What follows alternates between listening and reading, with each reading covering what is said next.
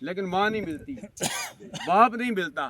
ماں اور باپ کا ایک رشتہ ایسا رشتہ ہے کہ جو ختم ہونے والا نہیں ہے۔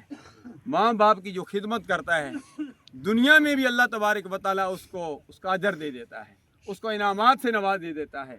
اور جو ماں باپ کو ناراض کرتا ہے اللہ تبارک و تعالیٰ اس کو دنیا ہی میں سزا دے دیتا ہے، کیونکہ اللہ تبارک و تعالیٰ کی رضا والدین کی رضا میں ہے، اللہ کی ناراضگی والدین کی ناراضگی میں ہے۔ جس نے والدین کو راضی کیا اس نے رب کو راضی کیا، اور جس نے والدین کو ناراض کیا اس نے اپنے رب کو ناراض کیا۔ ضرورت اس امر کی ہے کہ ہم اپنے والدین کو راضی رکھیں، زندگی میں ہم ان کی خدمت کریں۔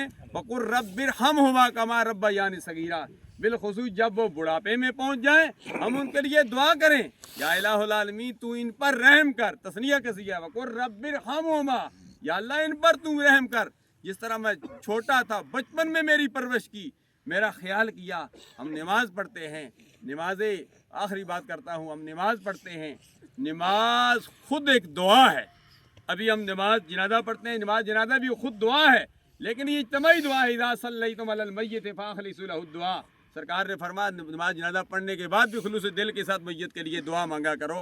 نماز بھی خود دعا ہے، لیکن نماز کے بعد بھی ہم ہاتھ اٹھا کر دعا مانگتے ہیں۔ جو نماز پڑھتا ہے وہ اپنے والدین کے لیے، اپنے لیے اور پورے مومنوں کے لیے دعا مانگ رہا ہے۔ ربنا اغفر لی ولوالدی وللمؤمنین یوم یقوم الحساب۔ ابراہیم خلیل اللہ نے 13 دعائیں مانگی، ان میں ایک یہ بھی دعا ہے آخر میں، یا اللہ تو مجھے بھی بخش دے، یا اللہ میرے والدین کو بھی بخش دے، یا الہ العالمین تمام مومنوں کو بخش دے۔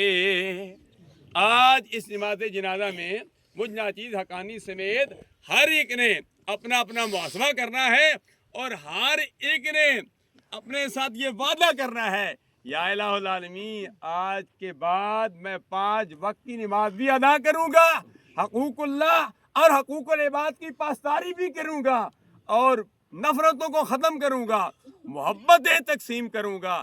یہ نماز جنازہ بھی محبت تقسیم کرنے کا ایک دعوت دی جا رہی ہے۔ ہم کندھے کے ساتھ کندھا ملاتے ہیں، اس کا مقصد بھی یہی ہے کہ اے مسلمان تو نے دنیا میں اپنے کندھے کے ساتھ کندھا ملا لیا ہے، اپنے سینے کو بھی صاف رکھ۔ مسلمان کو مسلمان سے کینہ نہیں اچھا، اور جس سینے میں کینہ ہو وہ سینہ نہیں اچھا۔ فرمایا اپنے دلوں کو بھی صاف کر لو، جس طرح اپنے کندھے کے ساتھ کندھا ملا لیا ہے اس لیے اپنے دلوں کو بھی صاف کر لو، پڑوسیوں کے لیے، بڑوں کے لیے، چھوٹوں کے لیے، اور سرکار عبد اقرار صلی اللہ علیہ وسلم کی ساری امت کے لیے۔ جو ہمیں چاہیے کہ ہم ان کے لیے بہتری سوچیں، ہم محبتیں تقسیم کریں، نفرتوں کو